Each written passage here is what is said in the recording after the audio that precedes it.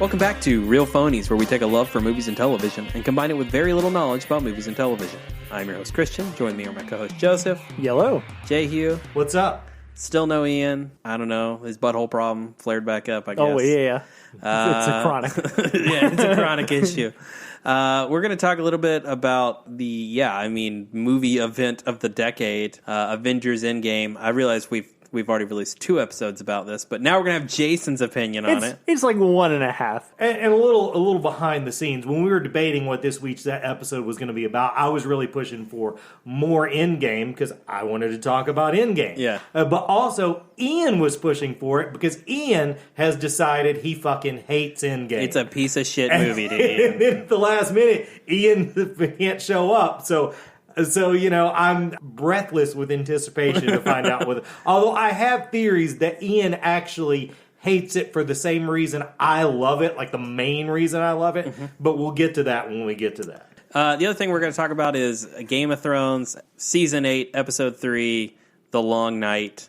I'm sure we also have strong opinions. We definitely do. I have very strong ones. Battle of Winterfell, the longest battle they've ever filmed. Essentially the thing we've been building to since the first fucking scene of this TV show. 100%. So, put a pin in that. Yep. We'll come back to it. Let's start with Avengers. Say, before we get into anything, since we were down one phony when we did the review, I'd love to just hear what your general thoughts are. Right there first. I fucking loved it. I mean, I could not have loved it more. Have you just seen it once? I've just seen it once. I plan on seeing it again next weekend. But yeah, it's funny. I listened to your guys, the 2 you did, and at first I was sort of critical of no spoilers because literally all you guys said on that was really cool. Yeah. And then that was really cool. And then Ian was like, that wasn't very cool. And then you guys, no, that was fucking cool. And then he was like, okay, that was kind of cool. If you want, that's our recap of our spoiler-free episode. But I went after I saw it. Literally, all I had to say was, "That was fucking cool, man. That's cool.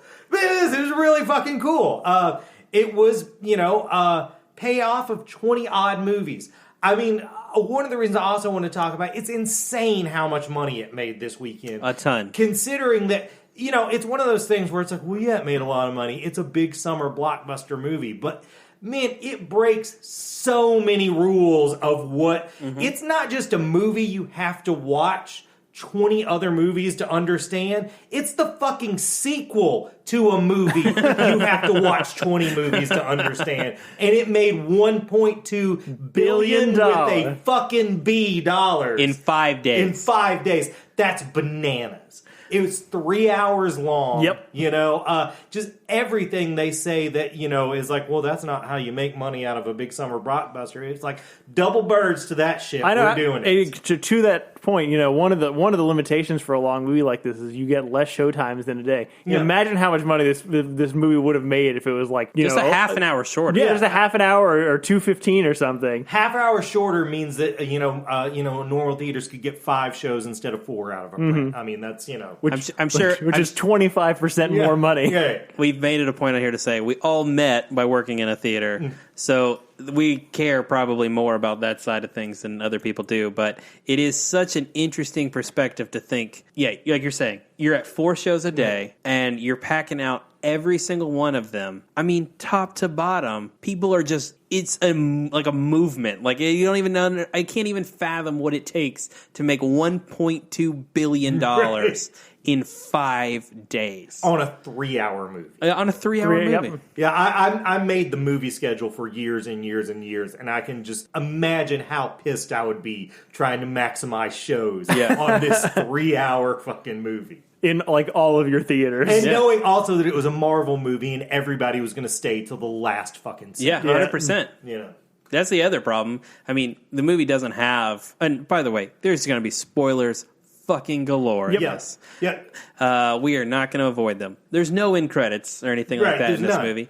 I walked out being like, the second time I saw it, like, hey guys, there's nothing, like, come on, let's go. And people just look at me and they're like, fuck you. Like, Dude, But I'm with him. A friend of mine who saw it before me is like, "Hey man, State of the End. There's no end credits." I was like, "I'm pretty sure you're wrong about that. I have seen Marvel movies and there are end credits." Did you stay to the end? I did. I stayed to the very end. Did you hear the metal? I heard the metal thing, yeah, which was cool. And actually, I'll get to it later, but I believe it has a significance. Oh.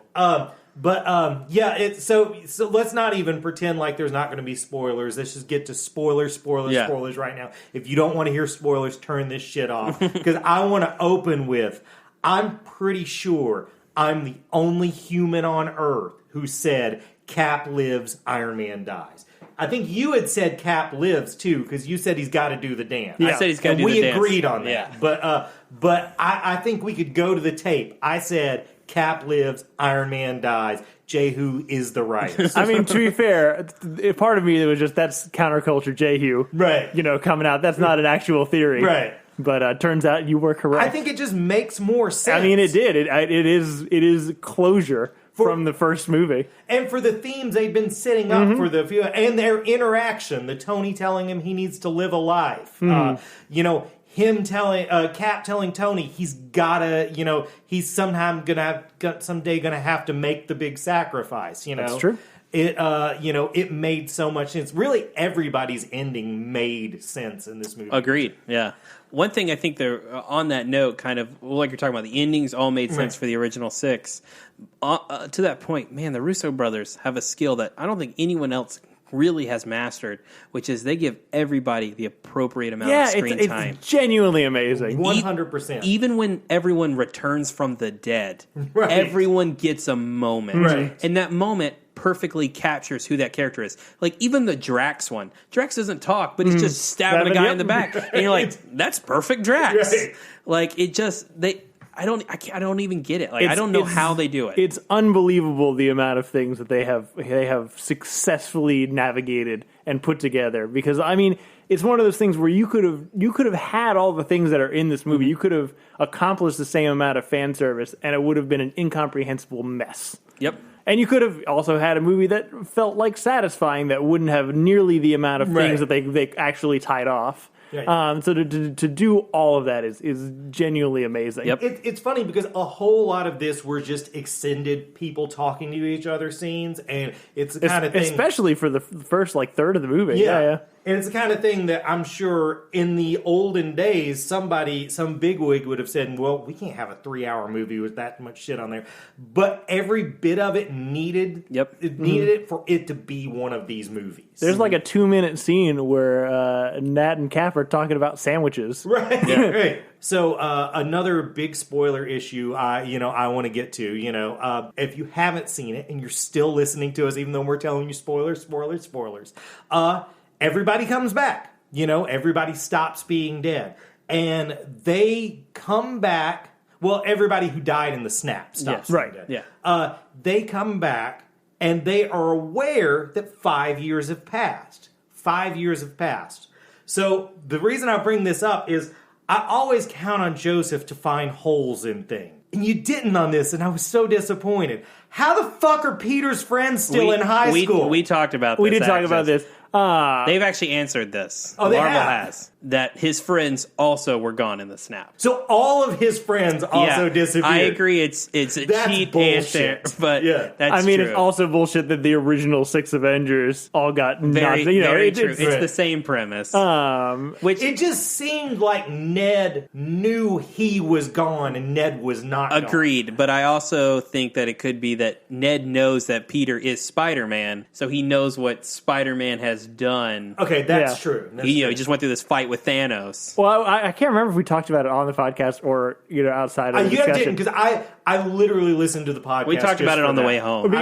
Because I was thinking to myself, they have had to have some really organized conversations in about 20 minutes. Right. Because I'm assuming from the moment they snap to the explosion in the thing to when they actually appear, tops, it's 20 minutes. Right. So there's some high level organizational shit going on there. Right. I mean, which brings me to, I think, the part that Ian dislikes and the part that I loved is that this universe is a wacky fucking mess now. Like, okay, time travel. You know, they have the conversation about changing the past versus you can't change the past. Back to the Future rules versus Lost rules. But then the Ancient One says, no, it's not like that. She introduces the Marvel Universe rules, which is they've stuck with since the 70s, is you can go back and change it, but the non-changed timeline will still exist. So they created like about 4 different timelines in this fucking movie, you know? Because by killing Thanos, Thanos never does the snap. And that's the tough part, right? Like, that Thanos never does the snap. Right. The Thanos who dies at the beginning of the movie still had done the snap. That's what I'm saying, but both branches have to exist now, yes. you know? Yeah, you have Thanos dying, Right.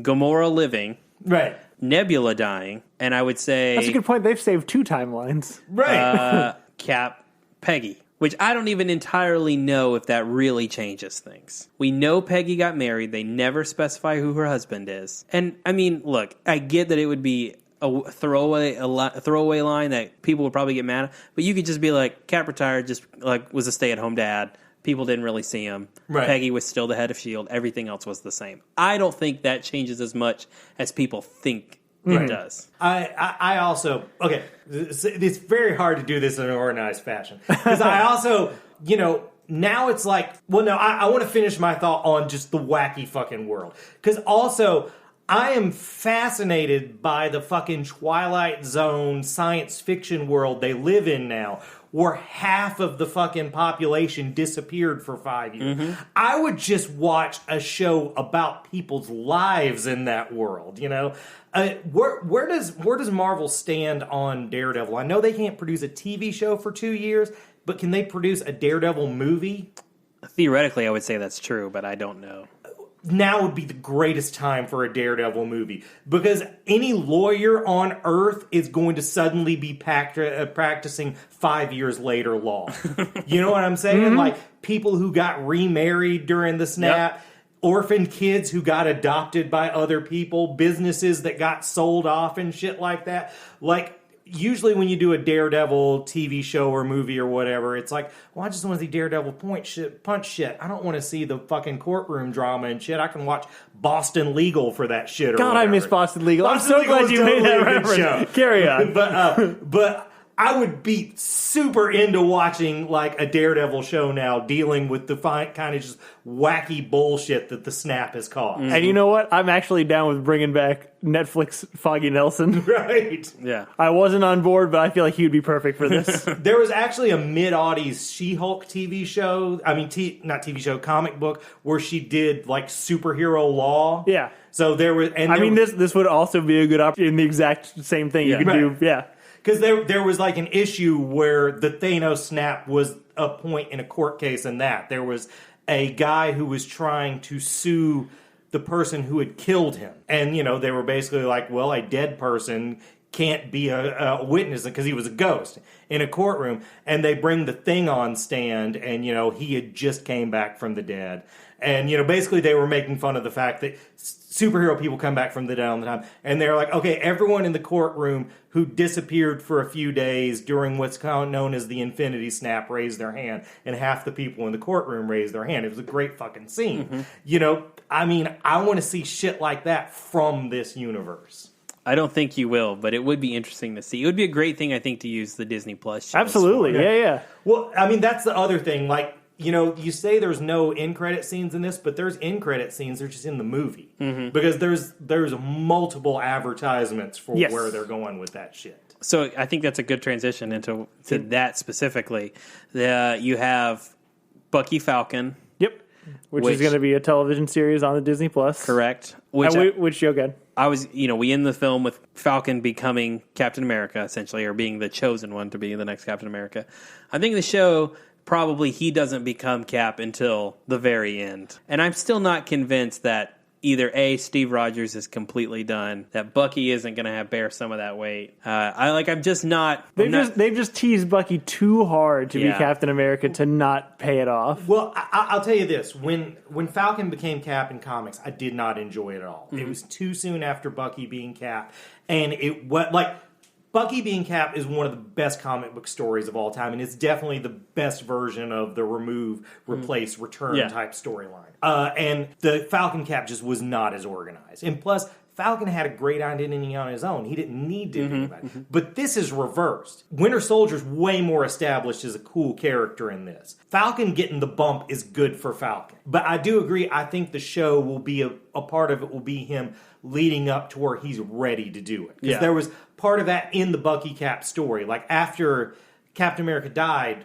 like, Bucky wasn't Captain America for like a year worth of stories. So I think they'll do that, and I'm pretty fucking into that scene. That was the thing I was going to talk about earlier. I think Steve was still active behind the scenes because Bucky knew he was there to talk to Falcon and not him. You think Steve Rogers and Bucky had come across each other? I think they'd come across each other. And there's also this.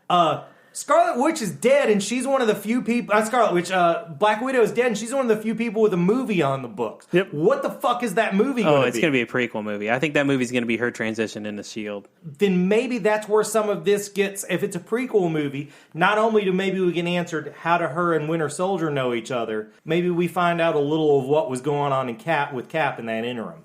Maybe we don't see him, but we still find out. That could be. I agree with you. I don't think we're done with him. I think we're done with him for a while, but Chris Evans is still young, and he could play that role again. Yep. And it may be till, like, Secret Wars. Right. You know what I mean? Like, it could be another 10 years from now. But I feel like... They have also set the precedent that Cap does age, so yes, they can definitely continue to do that even as he gets older. When they do Secret Wars, and Cap gets plucked out, he's 45 years old. Guess what? That's what Chris. That was an intentional choice to me. Yeah, I think there's no way when we get to the point where there's an X-Men versus Avengers movies, we don't get the OG cast of the Avengers for that. So even Tony. Here's what I think's going on with Tony. RDJ is like pushing like 60. Oh, no, I think we've seen Robert Downey Jr. as Iron Man for the last time. I don't think we've heard him as Iron Man for the last time. I think that... Force Ghost. Ultron. We saw the real Jarvis in this. Oh, for sure. Yeah. Jarvis wasn't just a fake program. It was based on a person. Yeah. Tony Stark is a narcissist.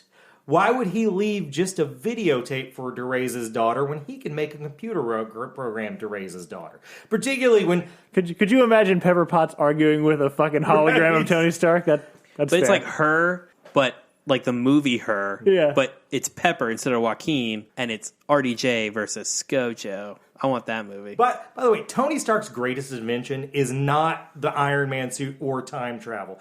It's that device that he can move his hands on a few times and invent any fucking thing he wants. Yeah, that's pretty awesome. Next up, we got another thing that was set up directly in this movie. The Loki TV show.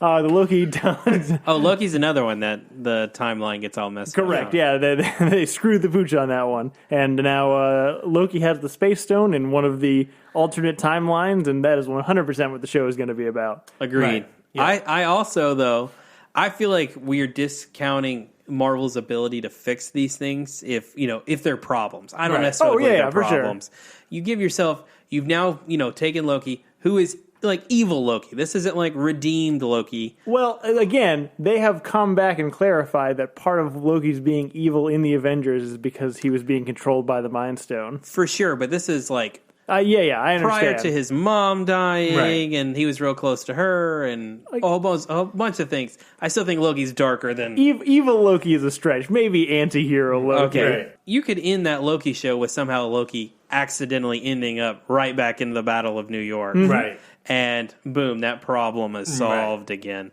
I'm not saying they do that. I'm just saying I feel like people are too quick to be like, oh, you fucked it up now because Loki's gone.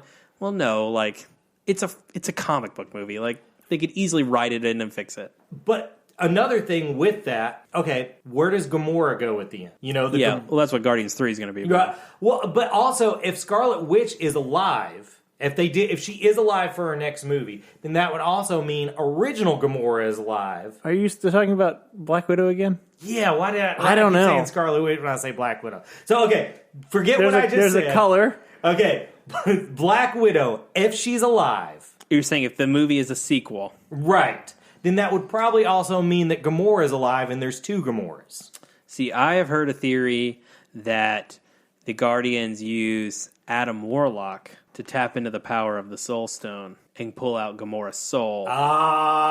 You know what? That's not, I can't see that not happening, actually. Yeah, it makes a lot of sense for who Adam Warlock is and what happened to Gamora. So, I mean, look, if there's one thing I feel like we haven't had the balls to go for is clones. In the Marvel Universe, and I'm fucking down for it. Right. They're kind of clones. I love clone drama. I'm all about that shit. Well, let me tell you about this Will Smith movie that's doing Touche. I watched this with a big crowd, and I've always been a proponent of watching big movies like this with a big crowd is better. I was really taxed on my belief with this one because I sat right in front of the dumbest human beings on earth. I was sitting right in front of a woman who not only seems to have not seen any of these movies, but pretty unaware of the concept of their existence. Her husband or boyfriend who had seen them all and was explaining it to her as it happened. Ugh. Fun stuff. And also this guy, anytime something was about to happen from the trailer, he would say the line. So when you sat in front of monsters. when Thor throws the hammer in front of Captain Marvel and it comes back, he says I like this one right before Chris Hemsworth said I like this one. So I was like, man, I'm not doing this shit anymore. At least that ended real quick because the trailer bits were like the first. That's true.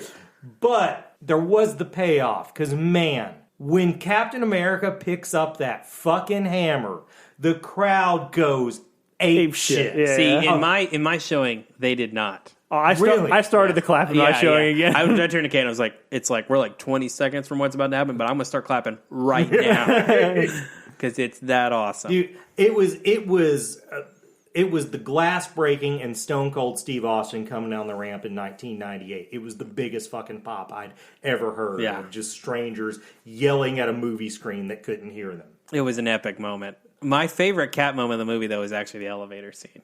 The elevator scene is great. The elevator scene is so fucking awesome. It's such a good callback to arguably like the best fight scene across the entire MCU. Oh, yeah. And the whole time I'm like, are they really going to do it again? Because I'm kind of cool if they do it again, even though we've already seen it. I love it because they build that tension again. They build the same tension as they did, and they go a completely different direction.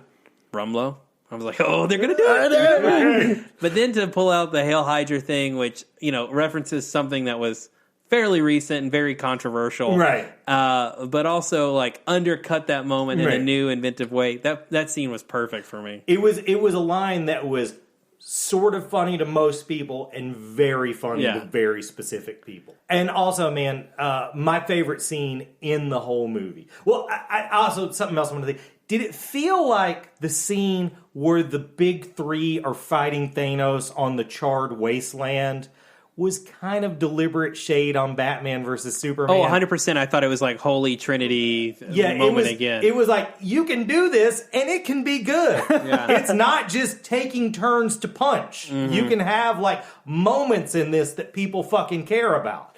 But when everybody's defeated and it's Cap standing there alone, and right now, I swear to God, I'm getting chill bumps thinking about it right now. And him standing not against Thanos, but the whole fucking army. That's just a great fucking movie moment. It's great. You're absolutely right. On all, it's an amazing scene. It perfectly captures Cap, but again, undercuts what they've done before in such a cool way because you expect him to say, "I can do this all day," and the fact that he doesn't makes it even better. No, totally. No, he's like, he knows this is it. Yeah, I'm fucking done.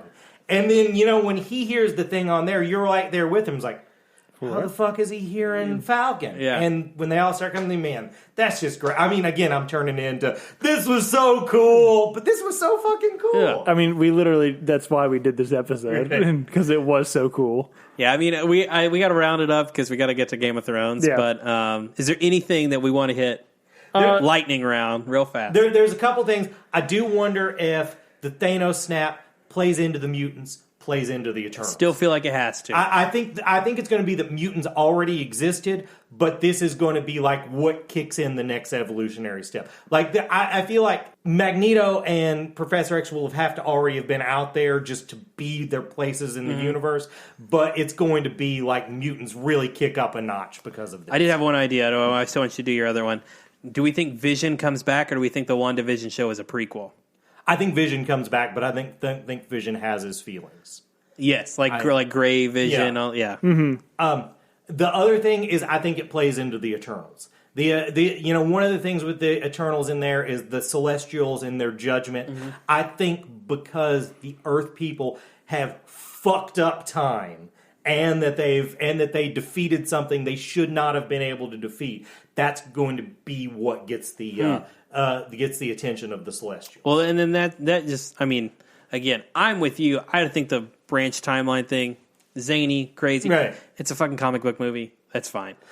The people who hate that, you could say something like the Eternals come in and like they have to correct this, right, and fix like whatever the Terrans did or whatever. Right. That could just be set up for the future of the universe. Right. Is now you have a wacky timeline. Other things they set up at the end of this movie, two of the big three are kind of sent off. One to the great beyond and one to a retirement home. Right. And the other one ends up at with the Guardians of the Galaxy. And there's that great scene between Star-Lord and Thor. Yep. Kind of vying for... My wife actually had a great idea for the next one, because it's very clearly going to be, the Guardians with Thor going to search out Gamora, who doesn't remember Star-Lord. What if both Thor and Star-Lord are like vying for Gamora? Ooh, that would be funny. Wouldn't that be fucking amazing? Yes. On that note, I hope they make Thor 4 and it's about Valkyrie. I hope Valkyrie's the new Thor. The only thing I think that they really fucked up about that is I think Valkyrie would be more interesting if Thor if more of Asgard were left. They shouldn't have killed off the Warriors 3.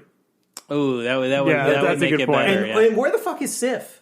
Yeah, we still haven't seen her. We still don't know where Sif is, but whatever. Doesn't matter. Yeah. Blind spot. She's making that show. So just general things that we know are coming up in the Marvel Universe. The only thing that has slated and has a date, Spider-Man Far From Home coming up soon. Sad Peter Parker going on a vacation looking for a new daddy figure. She finds a Nick Fury. Maybe. It's a weird choice. More creepy uncle. Yeah, maybe. That's probably more appropriate. We're going to have a Doctor Strange 2. At some point. Yeah. Black Panther 2, which if I remember correctly, what's his face? Ryan Coogler Ryan Coogler wanted to come back. I believe Scott Derrickson is also coming back for Doctor Strange 2. All right. You didn't like Doctor Strange? I don't. I think he's better in both the Avengers movies than he is in Doctor Strange. I agree with that 100%. I just think that a better filmmaker could do better things with him, but that's just me. Undoubtedly a Captain Marvel 2, because it made a lot of money. Right. The Black Widow prequel, which we've talked about. The Eternals, which we've also leaned into. Hawkeye TV show, which I think they set up for what we've talked about earlier, kind of the passing on the mantle. He's training his daughter to take over, or whoever. And then Shang-Chi, which... I can't remember, was that a movie or a TV show? That's a movie. That's a movie. Jehu's super excited about. I believe the Black Widow goes into production in June. Eternals is later this year, and I think Shang-Chi is the next one being made. They said they intend to have 3 movies in 2020, 2021, and 2022. That's the current plan. So what movies do you think are under wraps now that we're going to find out as soon as this has died down? Because I feel like there's things that they haven't told us that we. Agreed. We have in fact done an entire episode on this. When you go back a few years and they announced like the entire Phase 3 slate, I feel like the Civil War being the big reveal there. Right. I think you may get something similar here. Either instead of an Avengers movie, it would be a new Avengers or Young Avengers. Right. I think you've set yourself up for Young Avengers. Young Avengers would be great. You could have Thatcher because you have Cassie Lang. She's older now. Right. Peter could kind of be the leader. We don't know what the age. We don't know like what their plan is for like Shang-Chi. Captain Marvel's what we do with Captain Marvel 2 could set up. Like Miss Marvel maybe. Right. I think there's a lot of opportunity. Or even they brought that stupid kid back from Iron Man 3. They did. For some reason. Either just for tribute or, maybe you're setting him up to be... I honestly think that was just there because one of my immediate thoughts after the movies was the Iron Man movies are basically not even a thing. Yeah. that was like, no, man, the Iron Man movies count. Here's that kid from Iron Man 3, the one that counted the least. Yeah. So, I mean, I think you have enough characters there to do a Young Avengers movie. No, definitely. I would be super down for that. But definitely... That would be my pick. Yeah.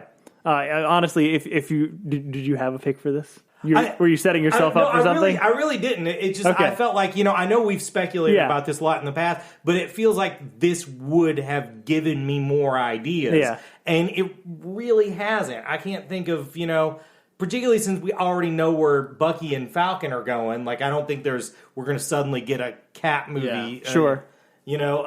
I mean, the biggest wild card is what they do with the Iron Man character now, because they're not going to let that character just fade into obscurity.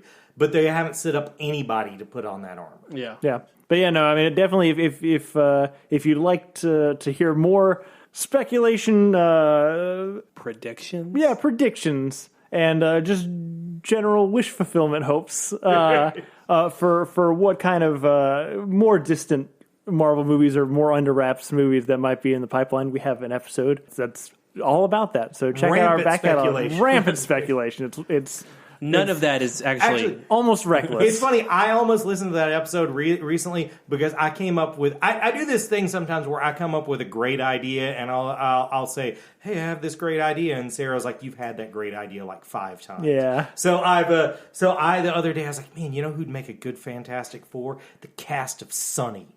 Dennis is Mr. Fantastic. Dee is Sue Storm. Mac is Johnny Storm, and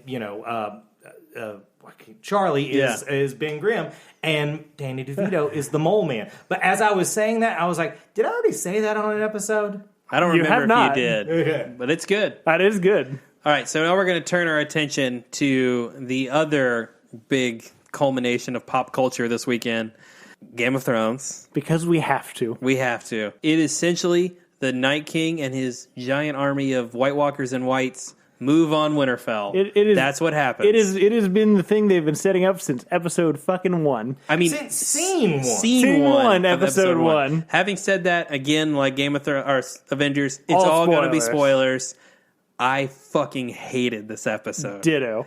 It was awful. Oh man, I knew you. I knew Christian hated going in. I didn't know you hated it, but then you hate everything. You clearly don't. So look, I have a confession to make. Right. When we first decided that we were going to do Game of Thrones on the podcast, this has been a fulfillment of me for like 3 or 4 years ago, where I just wanted to have a podcast where I just shit on Game of Thrones. Right. But then the first 2 episodes came on and they were pretty good. And so this is like, I don't know how to feel about it because now I get to fulfill what I've always wanted to do. But at the same time, it's like, no, I wanted it to be good. It comes with disappointment. It does. Well, also, doing a little backstep, we haven't talked about how awesome that second episode was.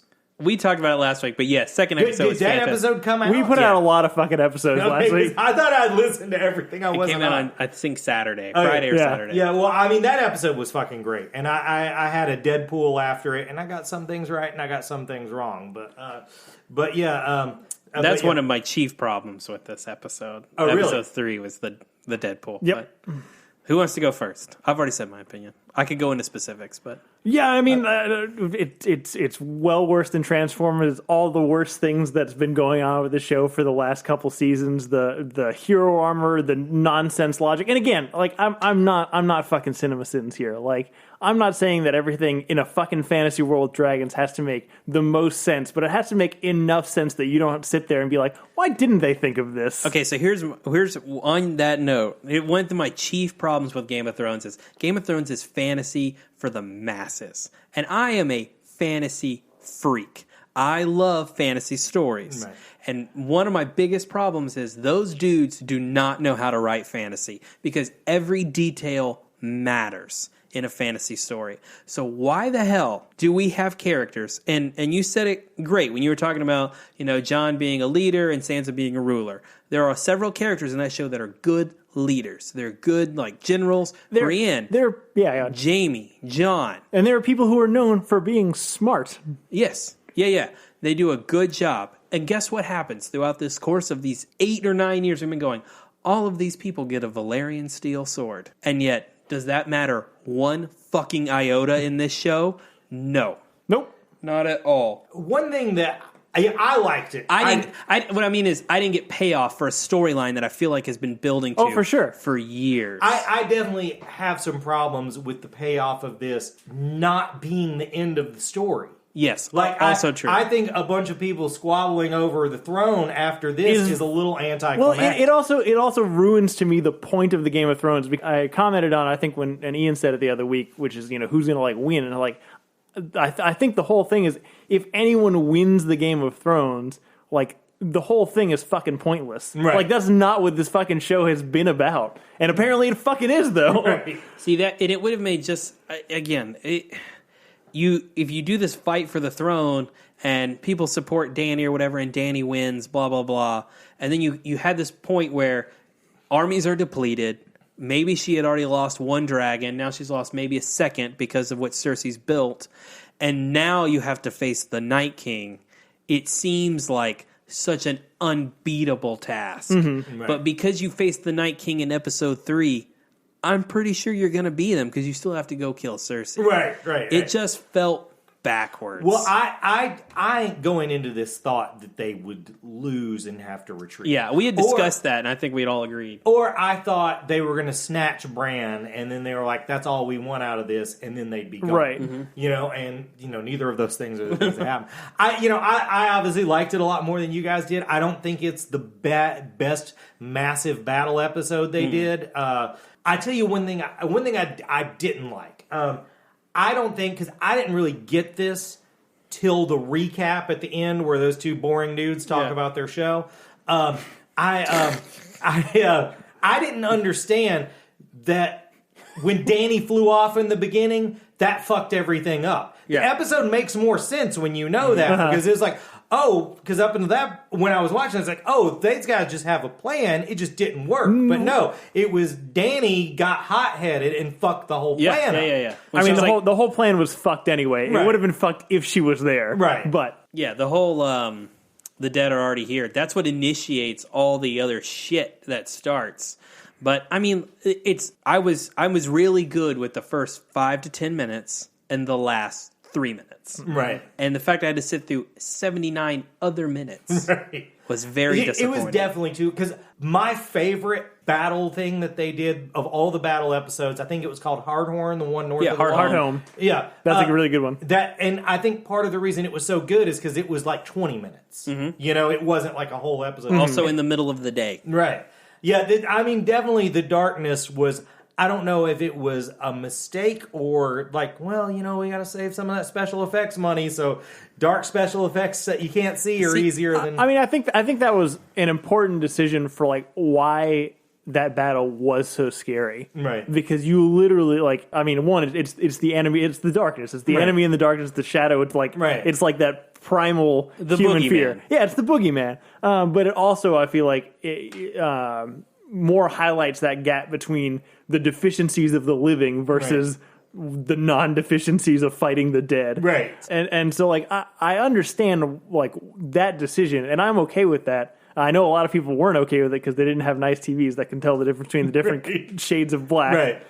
I have a pretty nice ass TV, and it was still very hard to see. I tell you what, one big problem with it is that they should have started Game of Thrones this year a week early, because this really was a letdown. This might have been a much cooler thing if it didn't come out like 4 days after Endgame. Are you talking about like death-wise? Or I'm just talking about the whole thing, the payoff in the battle. It was very obvious that in this battle, not everybody got their big moment. Onion Knight didn't get a big moment. Jaime didn't get a big moment. Whereas if you look at the big battle in Endgame, everybody got their big moment. That's true. It would have been better if we would have saw this. Like, it was anticlimactic to see this after something where the same thing was done really There was also more real loss in the Avengers movie than there was in this fucking movie. That's one of the hardest things to accept about it, because Game of Thrones is known for like killing your favorite character, right? In 4 seasons. Yeah. First 4 seasons. And then it undercuts what you expect to happen by killing those people. So like the Red Wedding is the best example,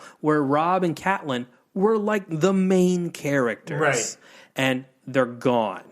And so in this one, I thought, we had a lot of expectations. We had a lot of theories of what was going to happen. And I expected those things to be thrown out the window because somebody would unexpectedly die. And after episode 2, I thought it was Jamie. I was convinced that Jamie or Brienne were going to die. Their story seemed to wrap up in episode 2. Mm-hmm. Well, my theory going into it, because, actually, if you look back at the big battle episodes, we don't actually always lose a lot of big characters in it. Like, Ygritte, was that the redheaded girl's name? And Rickon are like the biggest characters we've lost in like big battles.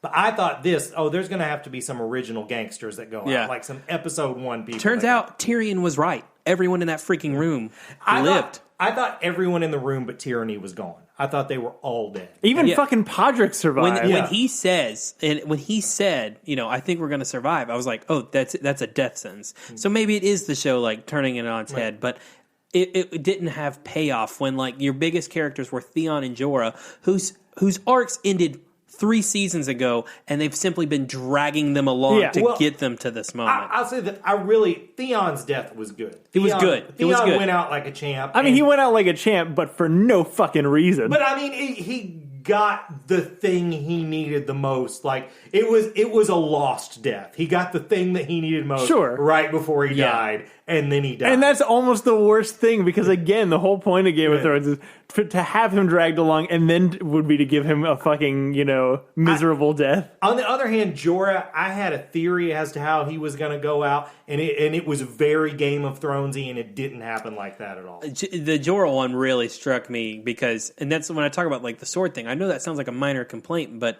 like Jorah getting that sword was supposed to be important. Absolutely. Right, and it wasn't. It was not, no. And it's almost such a letdown. The scene with him and her fighting back to back when he died almost seems like it was filmed on another day. Like it was like an afterthought or something.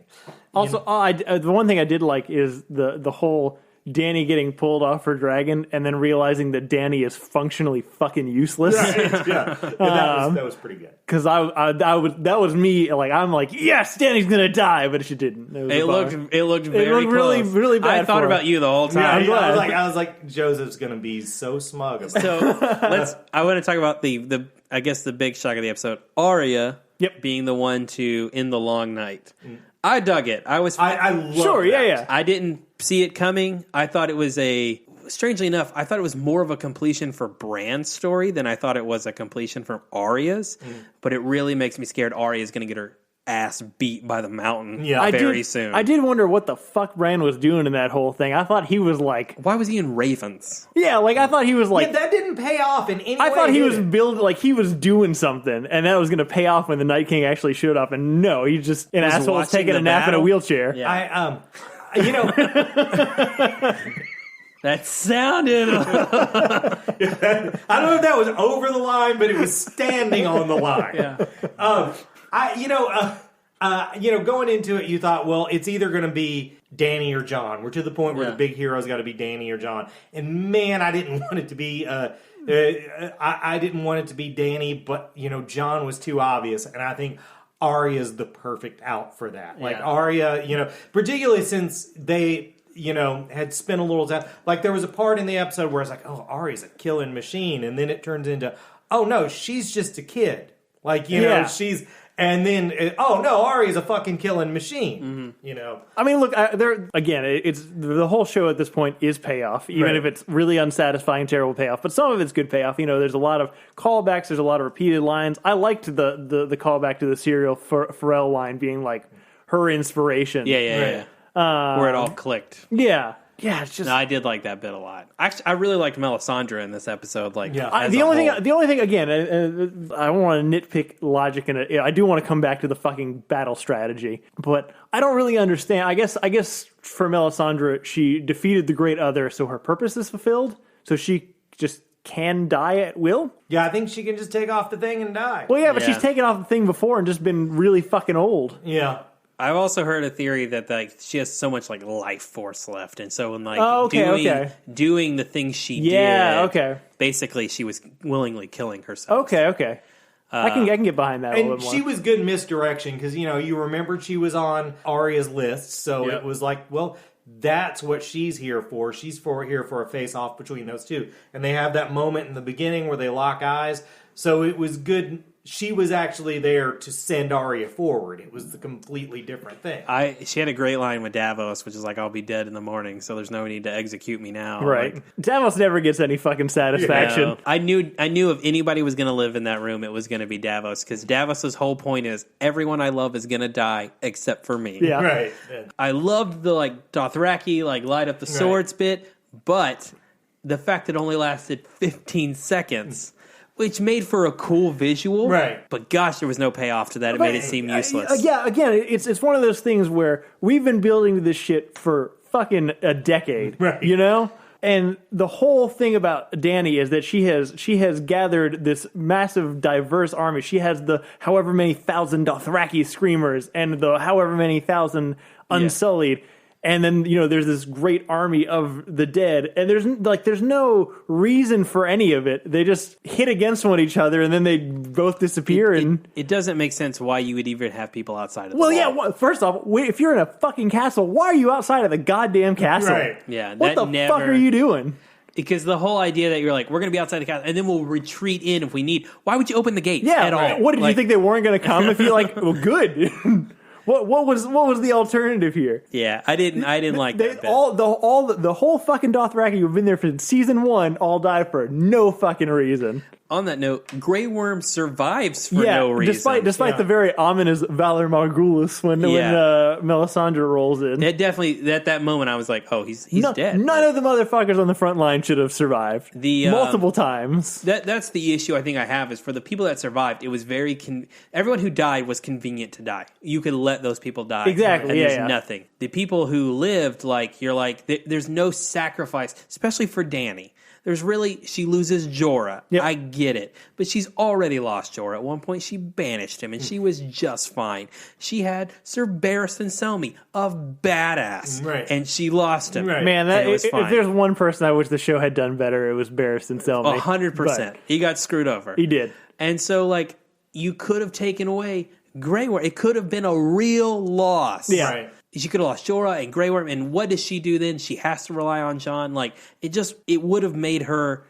Now she's comfortable. Now she's through the long night. She's like, I still got my badass general. I've still got 2 dragons.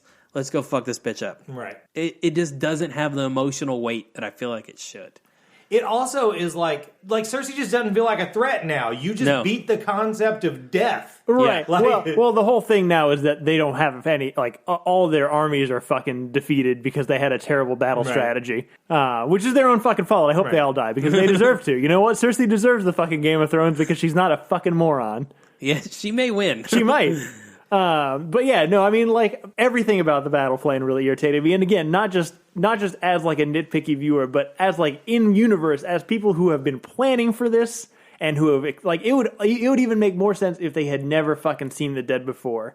And they were planning a battle, which still would have been a bad battle plan, but they were still planning a battle against kind of what they know living people are like versus fighting people who can literally raise the dead at will. I mean, everything about the plan is bad. But yeah, of course the fucking crypts are going to go exactly the way that they were going to go. I would have been more satisfied if they didn't. If they did something else. If there was some Winterfell magic or something that prevented. I don't give a fuck, man. It was too predictable. Everything about it just fucking drove me crazy. One complaint I saw that this doesn't bug me at all is people were pissed off at the way Jon was interacting with Viserion, and they're like, what was he going to do? Just scream it to death? I was like, at that point, Jon realized it was over. Oh, yeah, absolutely. They lost. And so he was going to put up his last stand, whatever it was. That is not a plot hole. No. I mean, actually, it's the same scene as the Cap scene we were just talking about. Yeah, no, it is actually. Yeah. It's amazing. They're very similar, and Endgame is just infinitely better. Yeah, absolutely. Yeah, I'm so frustrated with this show. By the way, I just want to say, I realized that I made the complaint about Valyrian steel, and I know the cat's paw is Valyrian steel. It really frustrated me. We made such a point for so long to get these characters these swords. Because all these people would have it, and it didn't matter that they all had it. And you almost had the same amount of White Walkers as you absolutely. do sword and the other White Walkers made no fucking difference. They don't even need to exist at any point in the story. No. Solely the Night King is the only one that needs to exist. Yeah.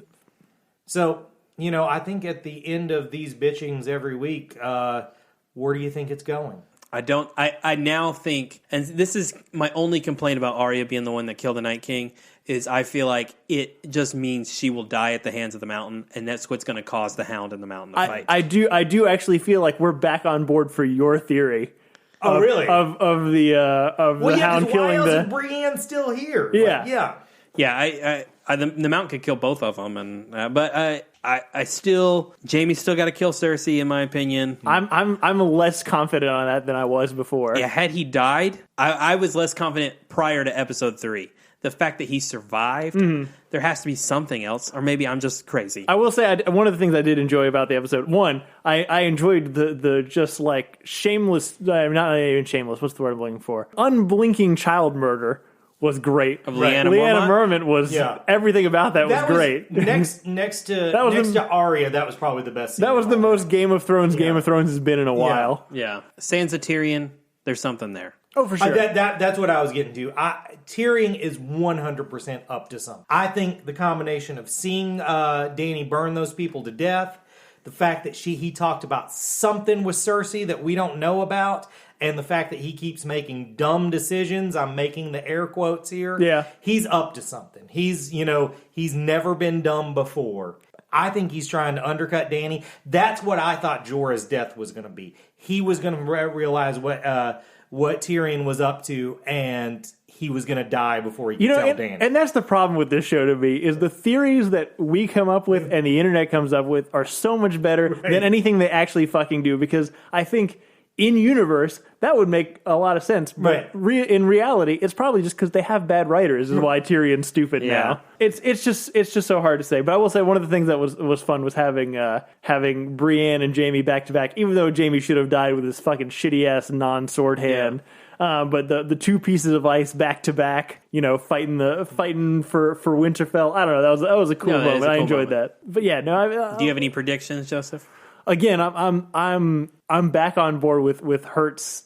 Jaime dies, Arya dies, Hound dies. Is the Hound dies for you also? Fuck it, I don't give a shit. The Hound dies and Brienne, Hound or Brienne comes in and fucking wrecks shit. Because she has connection with all three of those people, essentially. So she would be the ultimate Avenger. I don't think it's going to be hard for Jaime to find a way in at this point. I don't think Cersei can say no to him. I don't know. So do you think we're definitely done with the dead? I don't know. Because, the only thing I can think of, because right now, I don't see how Cersei's anything but fucked unless her mad scientist dude has found a way to raise the dead. Which he kind of has. He has with the one, and maybe he saw the White Walker and is like, shit, I can do more That's of that. an interesting point. Oh, man. I also walked away thinking, Bran is up to some shit. I just can't figure out what it is. But I kind of thought Bran was evil for a majority of that episode. I mean, again, it's not something that they've talked about in the show, but in the books, there's a lot of allusions to the Three-Eyed Raven is a force for darkness. Yeah. Well, it definitely, I don't think he's got anybody's best interest in heart. No. He may not be evil, but he's more like a force of nature. Yeah. Yeah. Well, we're going to keep watching. There's only 3 left. Oh, yeah, no, I intend to. I'm going to continue hate watching, and we will continue hate talking about it, unless it gets good again. But I have a feeling episode 4 will be good again. I wanted to say that I'm still on board with this good. This wasn't the best episode, but it wasn't the worst. And the first 2 episodes were real fucking good. They were great. Yeah, they were great. Again, to me, it's the amount of things that we've built to for this, for the lack of payoff that we get for them, with both the Army of the Dead, which has been the big threat the whole time, and like all of Dany's things, all the people who don't die, there should have been so much more payoff than we actually get than just kind of a normal battle and most people survive. The important players, and that's what it's turned into. It's no longer a full world. It's just the important people, and nothing else matters. Yeah, I get stuck on the prince that was promised. Yeah, and all of that. And the other problem to me is, again, I feel like if the show is not about like this greater threat to the concept of humanity and life, and the show is really about who's fucking sitting on a fucking metal throne somewhere, then it is a dumb fucking show. I mean, I've always thought the end of the show should be the end of the throne. Right. No, that's absolutely what it should be. However that's accomplished, but it doesn't seem like that's what they're going to. But I don't even want it to be like they battle over it and then they talk about it and they decide, oh, maybe we should be a democracy. Right. Like, I feel like it should be like this battle should be an existential discussion for humanity. Right. You know? It shouldn't be decided by Danny and John. You need to get your hopes. No, I know. I agree. I've come to realize that after episode 3, but yeah, it broke to me what the show is about. Unless they bring back again, you know, there's more to this than we've seen. Yeah, Qyburn's a nasty dude, man. He is. Yeah. It would be pretty awesome if he turned out to be like the big baddie at the end. That'd be cool. Because you know, at the very beginning, he's just kind of like this weird eccentric guy that fixes Jamie's hand or keeps it from rotting, and that's it. And yeah, you're right. Yeah. What if Qyburn ends up being the new Night King? That would be fucking great. But yeah, I think that's it for this week. We'll do this again next week. Are we gonna do what we've been watching or no? Oh yeah. So yeah, what have we been watching? I don't really remember. We didn't do it last week. No, it's been a little bit. We got to do it quick though. I don't remember. I really remember 2 things: Iron Man 2, and it's not good. Yep. But you know what? There are fun bits in it. Won't say it's not enjoyable. I'm still going to say it's better than Transformers. It probably is. Sam Rockwell's great. Yeah, he's fun. He's got a bad tan in it. Reminds me of Donald Trump. I rewatched Jurassic World: The Fallen Kingdom this week. And you know what? It's a big, dumb movie. But it is a fun movie. And I still really don't get the logic of the dinosaurs in the house. Sure. But gosh, that first hour on the island... and there's lava, and they're running for their lives, and somehow Chris Pratt doesn't get eaten by dinosaurs, I'm on board. It's stupid, but I like it. Can't say better than Transformers, but I want to, but I can't do it. Yeah, I think I've said this on the show before, but I think that the worst of the Marvel movies is Iron Man 2, but it's still better than Transformers. Yeah. Like, all the Marvel movies are good, even if, you know, some aren't great. As for what I watched this week, I watched the direct video Justice League versus the Fatal Five. Yes. You know, I'm a big believer in the best adaptation of comic book stuff ever, even better than the MCU, is the DC animated universe. And this was a return to that, and I really enjoyed it. There were some continuity issues that I like. Why are you returning to this universe if you're not paying attention to its continuity? But overall, I thought it was good. They focused really on 2 new characters, and the 2 new characters are fun. So this is supposed to take place in the Timiverse. Right, it is. Okay. But there's a huge hole as to why it doesn't work.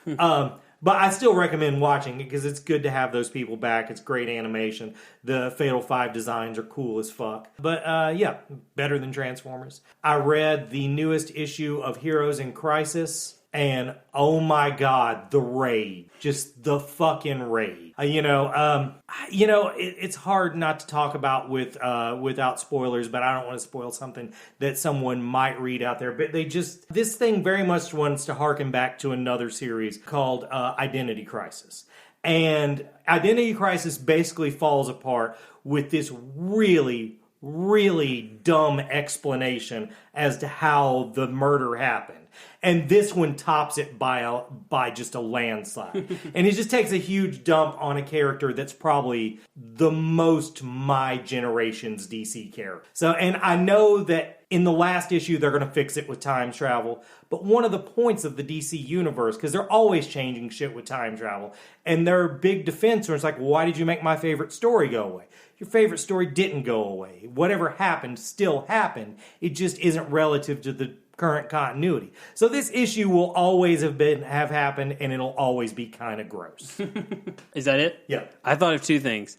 In the Star Wars realm, I started reading Dark Force Risings, which is the second book in the Thrawn trilogy I had started because we, had talked to the author not too long ago. I also read issue 3 of Vader Dark Visions, and boy was I angry.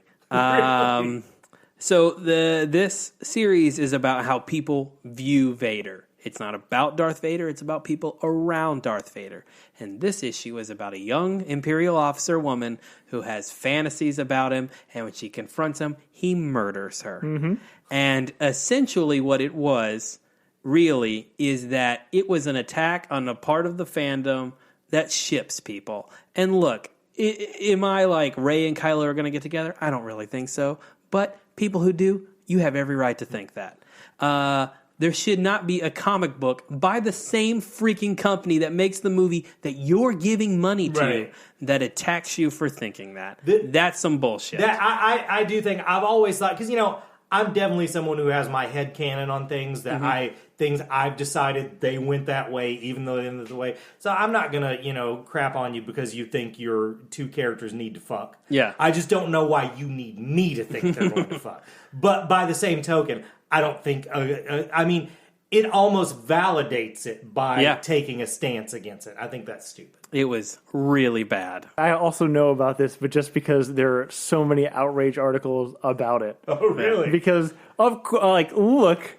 I have been reading the series. Yeah, the people who and again, I haven't read it, so I can't say for sure. I know the author has come down saying that is not the intent. Yeah. But it seems very much like it is the intent. But those are your fucking most rabid fans. Of course they're going to come after you. 100%. Who is the writer on this run of videos? I forgot. It wasn't him initially. It was the guy who wrote the book version of Last Jedi was the original author, and he got taken off in the middle of like the production because he made some comments about Donald Trump, and of course people got offended and blah blah blah. And so this other guy came in, but I can't remember off the top of my head. I know there was a lot of drama behind it, but it sucks. It's not good. It's good to know. I have not been watching that much. Just again, powering through Critical Role. I will get there. You're not done yet? I'm not done. It takes. Every one of them is like fucking 4 hours long. It's not my fault. But the only other thing I watched this past weekend was the Childish Gambino movie the one on Amazon that Prime? got dropped on Amazon called Guava Island. It's him and Rihanna and Letitia Wright. And the guy who plays Zohan Doxus in Game of Thrones from season 2, and that's pretty much it. It's not really good. I didn't enjoy it. It's only 55 minutes long, but it felt like 2.5 hours to me. There's a couple scenes where it's like music videos for Childish Gambino songs where he sings and does the whole thing. It's okay. I mostly wanted to watch it because early days Donald Glover, before he was Childish Gambino, when he was just that kind of funny guy on that show that some people watch, had like a very open and like almost over the top celebrity crush on Rihanna. Right. And so just the idea that like, he cast her in this movie opposite as like the romantic lead. Like, I see what you're doing, man. You're living your dream, and I respect that. I feel like Donald Glover's gotten too much in his own headspace. He absolutely has. I read some tweet the other day. It was like, how many years has it been since Donald Glover had a shirt on? It's been at least it's been 2. a while, yeah. He does not wear a lot of clothing in this movie. And which would be great if he looked good without a shirt, but he looks like me without a shirt. But yeah, no, that's all I've been watching. Whenever I get all the way caught up on Critical Role, we'll have a fucking party. But I think that's it for this week, yeah? Yep, that's it. Do we have a plan for next week? I don't remember what next week I don't remember either. We'll do something next week. Yeah. Because that's what we're here for. There's a calendar. I just haven't looked at it. It's wrong. It's been wrong for a long time. Thank you guys for listening. If you like this, please rate and subscribe and tell your friends. If you want to get in touch with us, you can reach us at reelphonies@gmail.com. You can also follow us on Facebook and Twitter at Reel Phonies and on Instagram at Reel_Phonies. Thanks to Zach Evans for art and Brian Velasquez for our theme, and we will see you guys later.